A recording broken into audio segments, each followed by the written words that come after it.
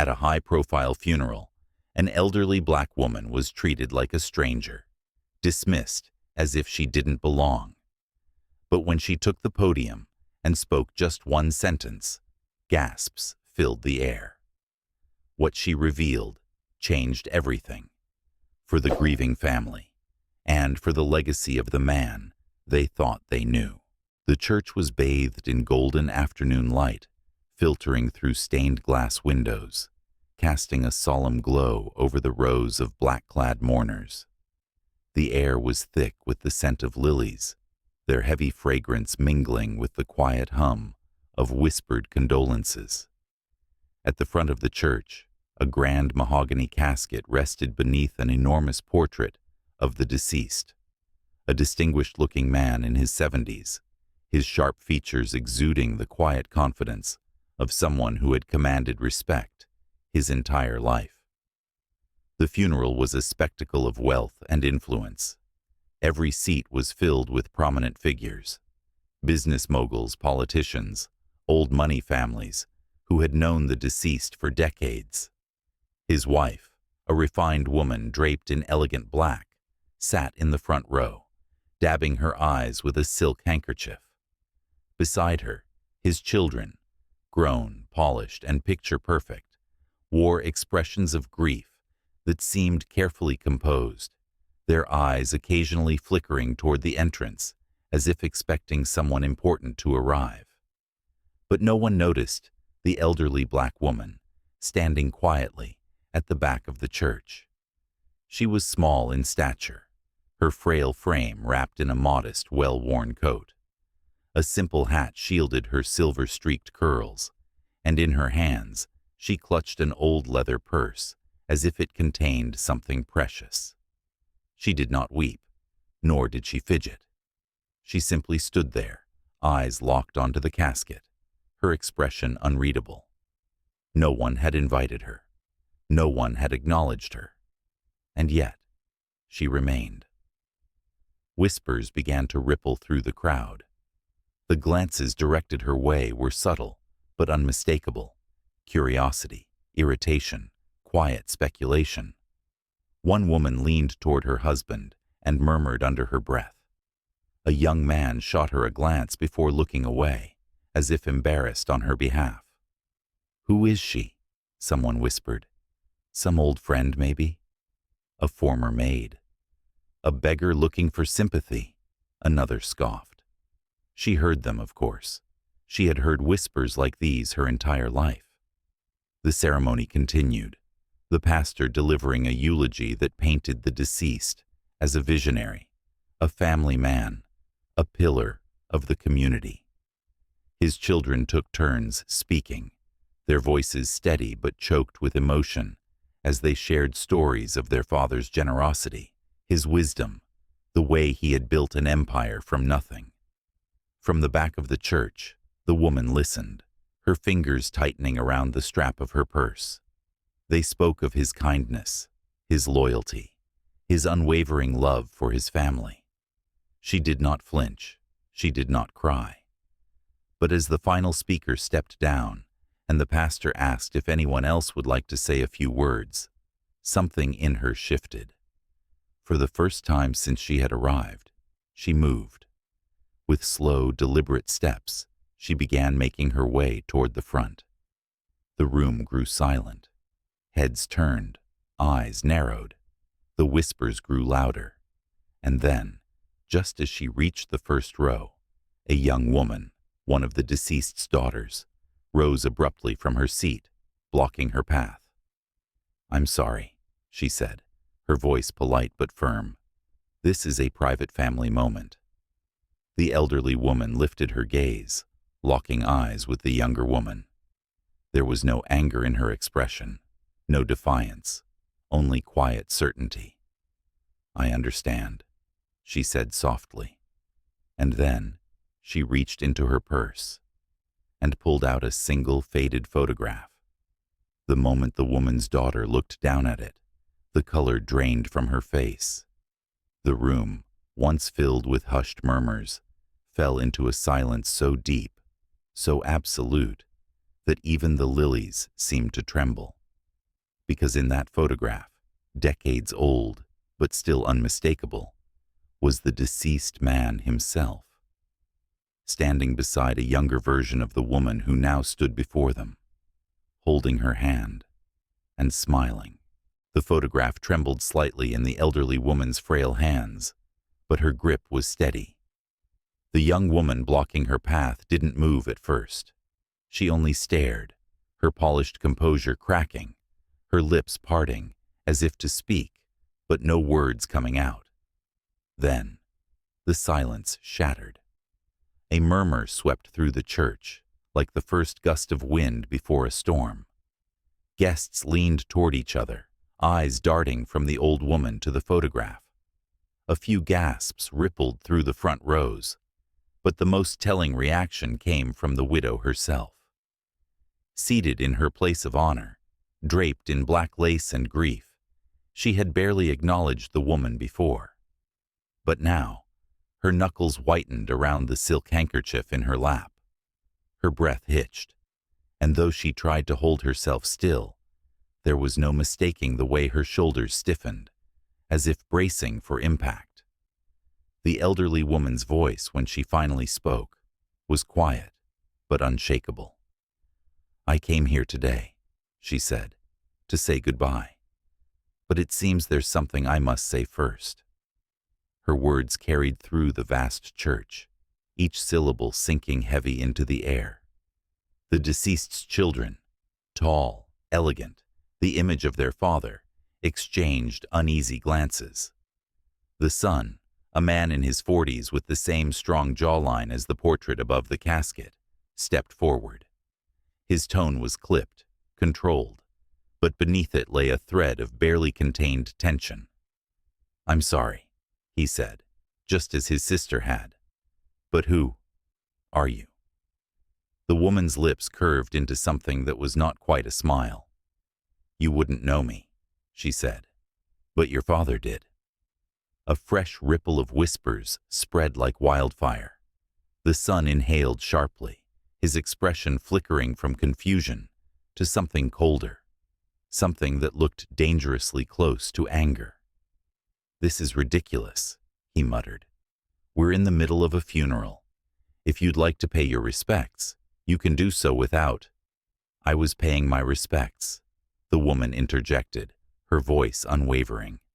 "But then I heard you speak of your father's great love, his loyalty, his devotion to his family."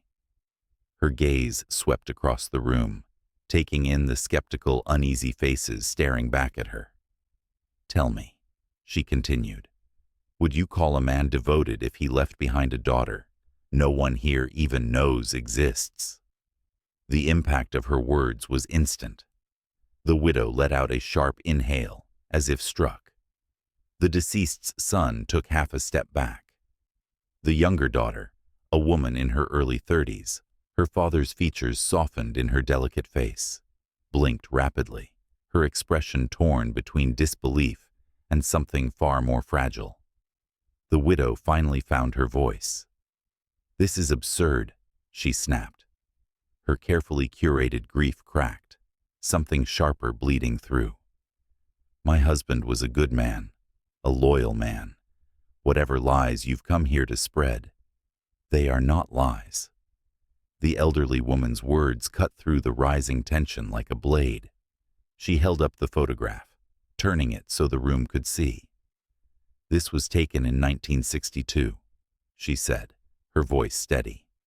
"I was 18. He was 22. We met when he was in college. We loved each other. And when I told him I was pregnant, he swore he would stand by me."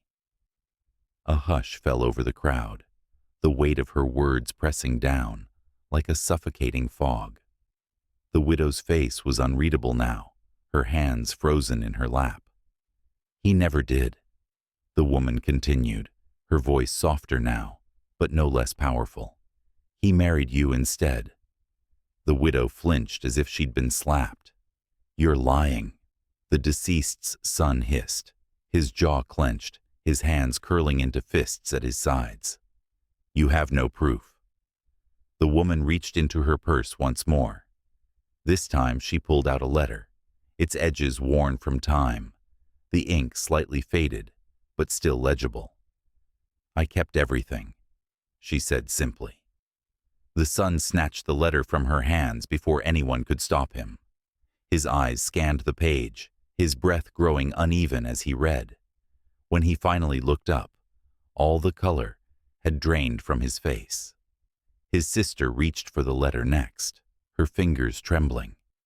As her eyes flicked over the words, her father's unmistakable handwriting, the love he had once sworn, the promises he had broken, her lower lip quivered.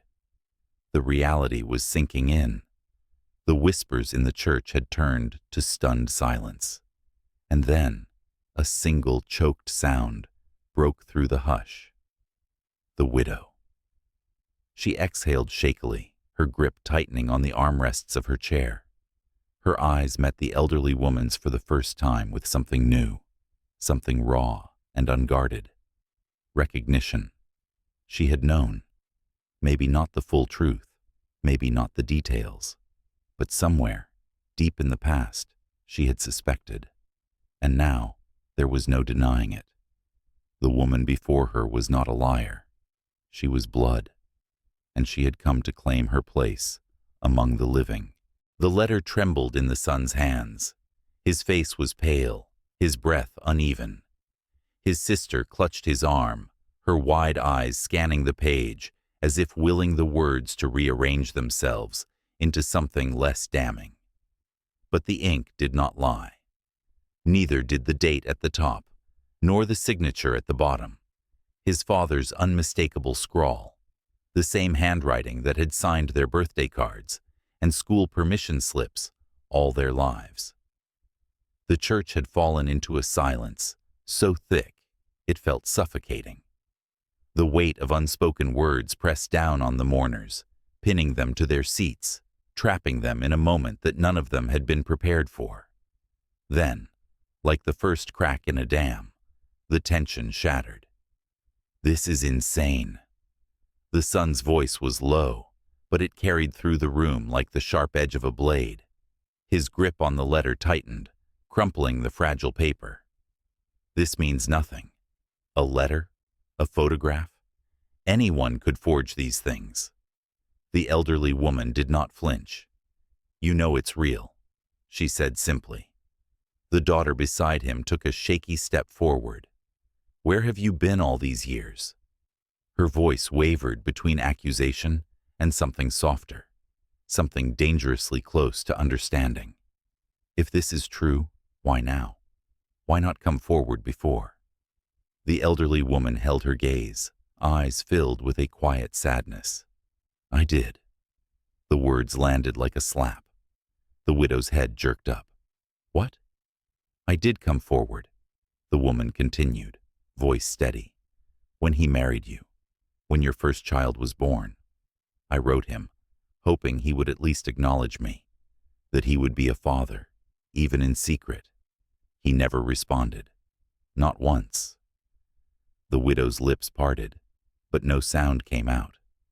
The woman turned back to the son and daughter, the children who had been raised in comfort, in privilege, in the glow of a father's love she had never known. "I watched from a distance," she admitted. "I saw his name in the papers. I heard about his successes. I knew he was living the life he had chosen." A pause. A breath. A life that didn't include me. The daughter's face crumpled, but the son was already shaking his head, his denial thick and unyielding. "This is a funeral," he spat. "And you come here with this story, expecting what? Pity? Money? An inheritance?" The woman's eyes darkened. "I expect nothing," she said, voice sharp as steel. A murmur of disbelief rippled through the pews. Someone scoffed under their breath. The widow's fingers curled into her lap. The son let out a bitter laugh. "Nothing? Then why are you here?" The elderly woman stepped closer. "To tell the truth." Her words were quiet, but they struck like a hammer. The widow's breath hitched, the son's fists clenched. The daughter swallowed hard, tears pooling in the corners of her eyes. The room was watching, waiting, the tension thick enough to choke. The elderly woman exhaled softly.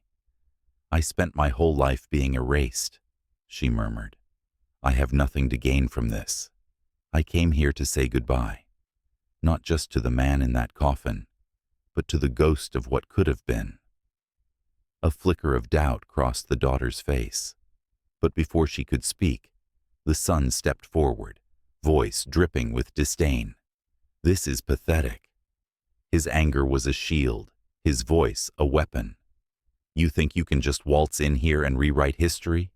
My father was a good man, a great man, and you—" His words died in his throat, because the elderly woman had pulled out one last piece of evidence, a birth certificate.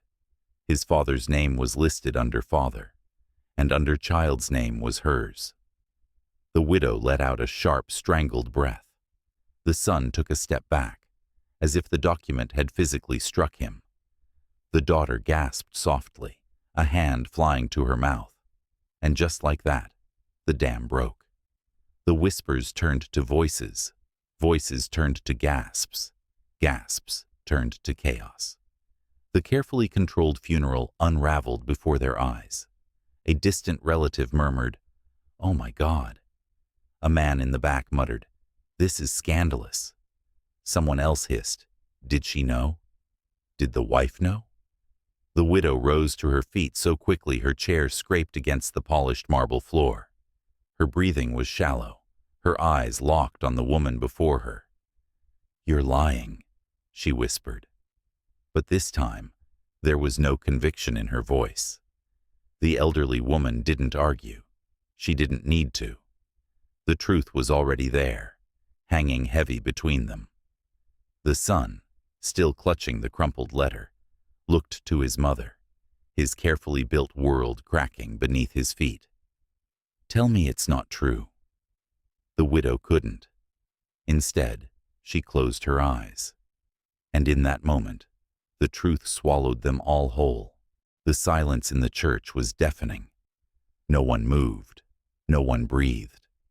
The weight of the truth had settled over the room like a suffocating fog, pressing against every chest, squeezing every throat. The elderly woman did not move from where she stood. She didn't need to. The evidence, the letters, the photograph, the birth certificate, had already done what she came here to do. The truth was no longer a question. It was a fact, undeniable and irreversible. The widow's hands trembled at her sides. She was staring at the birth certificate, at her husband's name written in bold ink, linked to a child she had never known existed. Her mind raced, grasping at excuses, explanations, anything that could make this untrue. But deep down, she knew. She had always known. Her voice faltered. Her lips parted, but no words came. Her son turned to her, his entire body tense. "You knew, didn't you?" His voice was hoarse, raw with disbelief. "That's why you didn't say anything. That's why you froze when she walked in." The widow tried again, but her voice cracked, and the weight of everything collapsed onto her shoulders. She sank back into her seat, one shaking hand pressing against her chest, as if trying to hold herself together. Her daughter, standing just a few feet away, covered her mouth with her hand. "Dad." She blinked, as if trying to process the impossible. Dad abandoned his own daughter? The elderly woman inhaled slowly, then let it out, her voice carrying across the room with quiet finality. "He made a choice," she said simply. The son let out a sharp, bitter laugh. "A choice?" He turned away, raking a hand through his hair, his whole body coiled with anger. And what? He just pretended she never existed? He built this perfect life and erased her? The elderly woman didn't answer. She didn't need to, because that was exactly what had happened. The room buzzed with hushed whispers, guests exchanging wide-eyed glances, scandalized murmurs filling the once sacred space. The image of the man in the casket, their friend, their business partner, their role model, was crumbling before their eyes. He was no longer the flawless patriarch they had thought they knew. He was something else now, something flawed, something human. The widow lifted her gaze, her voice barely above a whisper. Why now? The elderly woman looked at her for a long moment, her eyes filled with something unreadable. Then, finally, she answered. Because he is gone, she said, and I refuse to let him take this secret to his grave. The widow flinched. The son clenched his jaw. The daughter let out a shaky breath, her hands gripping the back of the pew in front of her, as if the ground beneath her feet was no longer stable. The elderly woman straightened her shoulders. I came here for closure, not revenge, not money, not recognition, just to say goodbye. And then she turned. She walked past the front row, past the stunned faces of her father's family, past the mourners who now looked at her with something between respect and guilt. She moved with quiet dignity, her footsteps echoing in the heavy silence. She stopped only once, right before the casket. For a moment she stood there, staring down at the man who had once promised her the world, the man who had chosen comfort over courage, the man who had turned his back on his own flesh and blood. She reached into her purse one last time, and then, with gentle hands, she placed a single white flower on top of the casket. Goodbye, Father, she whispered. Then, without another word, she turned and walked away. No one stopped her. No one dared. The elderly woman's footsteps echoed softly as she made her way toward the exit. No one moved to stop her. No one dared. She had come, she had spoken, and now she was leaving, taking with her the weight of a truth that had been buried for decades. Behind her, the funeral had unraveled. The son stood rigid, his jaw clenched so tightly it looked like it might shatter. His fingers curled into fists at his sides, his entire body stiff with anger, not at the woman who had spoken the truth, but at the father who had lied to them all. His sister sat down slowly, as if her legs could no longer hold her. She stared at the floor, blinking rapidly, trying to make sense of everything. He lied, she whispered, more to herself than to anyone else. Our whole lives. He lied. The widow remained in her seat, silent. Her hand still gripped the edge of her dress, knuckles pale. She had spent years building a life on the foundation of a love she thought was whole. Now she saw the cracks. Now she saw the ghost of another woman, another child, who had lived in the shadow of the man she had called her husband.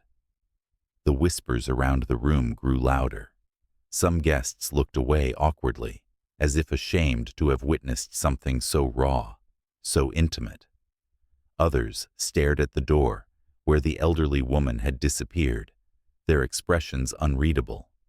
A few, however, looked at the widow, at her children, and for the first time that day, their grief was no longer just for the man in the casket.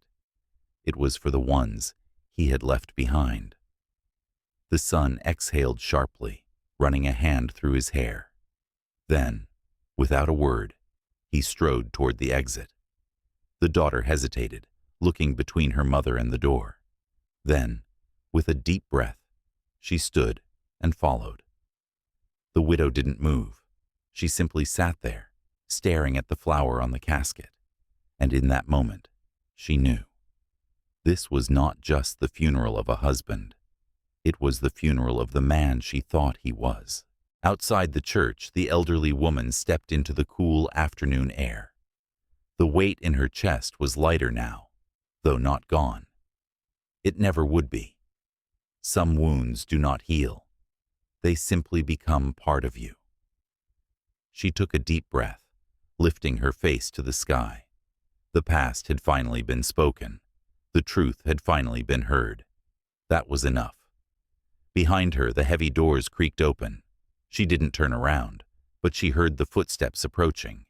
2 sets. A moment later, a voice, soft, hesitant. "Wait." The elderly woman closed her eyes briefly, then turned. The son stood there, hands in his pockets, his usual confidence gone. His sister stood beside him, her expression uncertain, but open in a way it hadn't been before. For the first time, they weren't looking at her like a stranger. They were looking at her like family. She said nothing. She didn't need to. With a small nod, she turned and began to walk. And this time, they followed. Some secrets remain buried forever. Others demand to be unearthed. But no matter how long the truth is hidden, it always finds its way to the light. What do you think? Should she have told the truth sooner? Or was this the right time? Share your thoughts below. And if this story moved you, don't forget to like, share, and subscribe for more stories that stay with you long after they end.